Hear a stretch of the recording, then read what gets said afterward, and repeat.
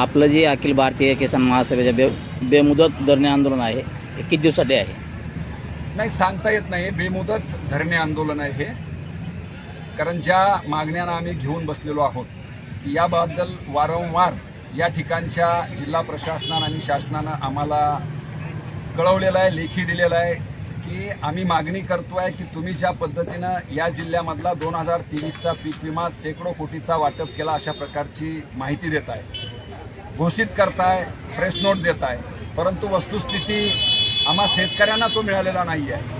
आणि म्हणून आपण वाटप केलेला विमा नेमका कुणाला मिळालेला आहे या संदर्भामध्ये आम्ही मागणी करतोय की या जिल्ह्यामध्ये गावनिहाय याद्या तुम्ही जाहीर करा, ग्रामपंचायतवर टाकवा. या मागणीला घेऊन आणि त्याचबरोबर आता जे तुम्ही या भावांतर योजनेला समोर ठेवून कापूस आणि सोयाबीनमध्ये जे काही पाडाव झालेला आहे भावाचा प्रचंड मोठ्या प्रमाणामध्ये केंद्र सरकारच्या आयात निर्यात धोरणामुळे, त्याला समोर ठेवून तुम्ही जी 5,000 रुपयाची मदत घोषित केलेली आहे ही मदत सुद्धा ही 3 हेक्टरपर्यंत तुम्ही द्यावी. आणि जी काही पीक पाहणीची 8 तुम्ही लाखो लोकांच्या मध्ये जाहीर करताय एका बाजूला की ही 8 आम्ही आता शिथिल करतोय, परंतु अद्यापही शासन या बाबतीमध्ये कुठलाही निर्णय पारित करत नाही आहे. तेव्हा ही घोषित केलेली 5,000ची मदत 3 हेक्टरपर्यंत ती वाटप करावी, त्याचबरोबर कर्जमाफी सरसकट द्यावी. या मुख्य मागण्याला घेऊन आमची ही धरणे चालू राहणार आहे.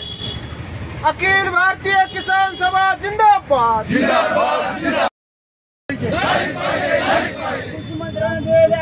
घोषणांची अंमलबजावणी झालीच पाहिजे, घोषणा नको अंमलबजावणी पाहिजे. किसान सभा जिंदाबाद. आमच्या मागण्या मान्य करा, आमच्या मागण्या मान्य करा. शेतकरी एकजूट जिंदाबाद, शेतकरी एकजूट जिंदाबाद.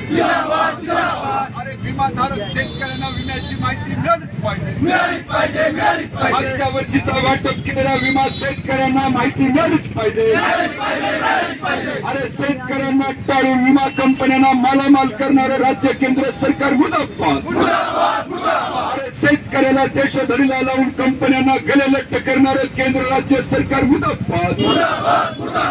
शेतकऱ्यांच्या गळ्याला फास लावून घोषणाचा स्वीकार करणारं सरकार मुर्दाबाद. केलेल्या घोषणाची अंमलबजावणी न करता नव्या घोषणांची अतिवृष्टी करणारं सरकार मुर्दाबाद.